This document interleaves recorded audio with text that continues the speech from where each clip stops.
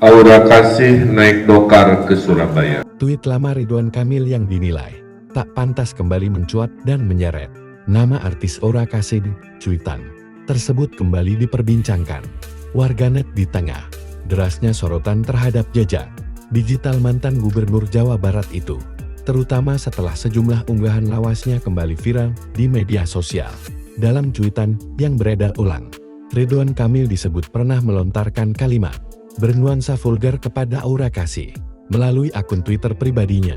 Unggahan tersebut menuai kritik karena dinilai tidak pantas dan merendahkan perempuan. Meski dibuat bertahun-tahun lalu, warganet pun ramai menyoroti jejak digital tersebut dan mempertanyakan sikap Ridwan Kamil yang belakangan kerap mengaku lupa terhadap sejumlah cuitan lamanya. Isu ini kemudian kembali mengaitkan Aura Kasih dengan Ridwan Kamil. Terlebih di tengah kabar perceraian Ridwan Kamil dan Atalia Praratya.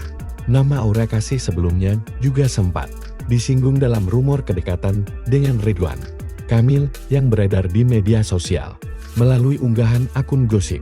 Selain soal cuitan lama, publik turut mengaitkan keduanya dengan isu politik masa lalu.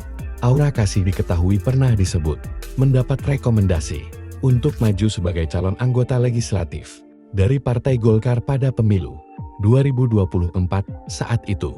Ridwan Kamil yang menjabat sebagai Wakil Ketua Umum Partai Golkar Bidang Penggalangan Pemilih disebut mengusulkan Aura Kasih sebagai bakal caleg DPR RI dari Dapil Jawa Barat 10, meliputi Banjar, Ciamis, dan Pangandaran. Meski namanya sempat tercatat sebagai bacalek, Aura Kasih kemudian membantah telah maju sebagai calon anggota DPR RI. Ia menegaskan kedekatannya dengan Partai Golkar hanya sebatas kerja sama sosial melalui yayasan dan bukan sebagai kader politik aktif. Hingga kini, baik Ridwan Kamil maupun Aura Kasih belum memberikan klarifikasi khusus terkait kembali viralnya cuitan lama tersebut.